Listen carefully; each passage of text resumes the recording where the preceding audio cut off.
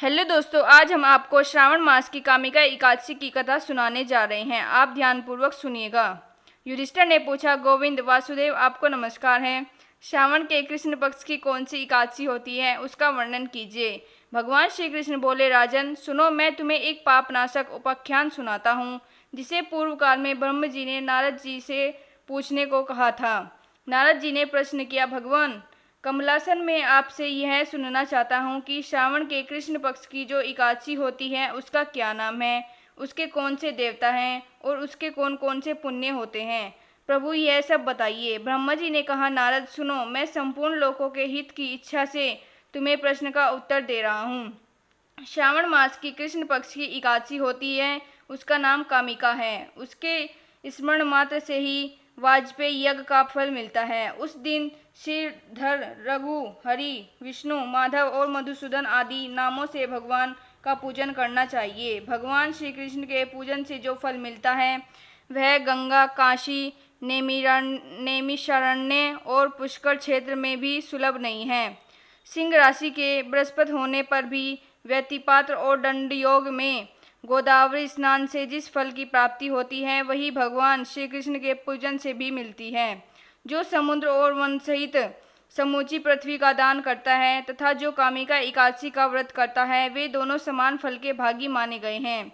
जो ब्याई हुई गाय को अन्याय सामग्रियों सहित दान करता है, उस मनुष्य को जिस फल की प्राप्ति होती है वही कामिका का व्रत करने वालों को मिलता है।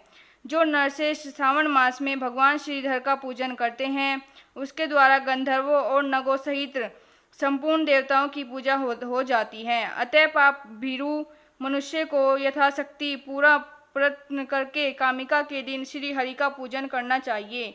जो पाप रूपी पंख से भरे हुए संसार समुद्र रूप में डूब रहे हैं, उनका उद्धार करने के लिए कामिका का व्रत सबसे उत्तम है। अध्यात्म विद्या परायण पुरुषों को जिस फल की प्राप्ति होती है, उससे बहुत अधिक फल कामिका व्रत का सेवन करने वालों को मिलता है। कामिका का व्रत करने वाले मनुष्य रात्रि में जागरण करके ना तो कभी भयंकर यमराज का दर्शन करता है और ना ही कभी दुर्गति में ही पड़ता है। लाल मणि, मोती, वैधुर्य और मूंगे आदि से पूजित होकर भी भगवान विष्णु वैसे संतुष्ट नहीं होते जैसे तुलसी दल से पूजन होने पर होते हैं। जिसने तुलसी की मणियों से केशव का पूजन कर लिया है, उसके जन्म भर का पाप निश्चय ही नष्ट हो जाएगा। जो दर्शन करने पर सारे पाप समुद्र दाय का नाश कर देती है, स्पर्श करने वाले शरीर को पवित्र बनाती है, प्रणाम करने पर रोगों का निवारण करती है, जल से सींचने पर यमराज को भी भय पहुंचाती है, आरोपित करने पर भगवान श्री कृष्ण के समीप ले जाती है और भगवान के चरणों में चढ़ाने पर मोक्ष रूपी फल प्रदान करती है, उस तुलसी देवी को नमस्कार है। जो मनुष्य एकादशी के दिन रात दीपदान करता है, उसके पुण्य की संख्या चित्रगुप्त भी नहीं जानते।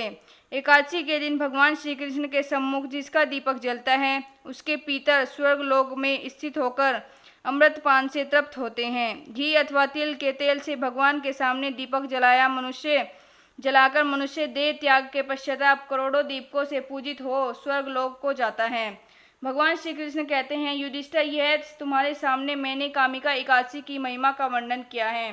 कामिका सब पातकों का हरने वाली है, अतः मानवों को इसका व्रत अवश्य करना चाहिए। यह स्वर्गलोक और महान पुण्य प्रदान करने वाली है। जो मनुष्य श्रद्धा के साथ इसका मातम स्मरण करता है, वह सब पापों से मुक्ति हो श्री विष्णु लोक में जाता है।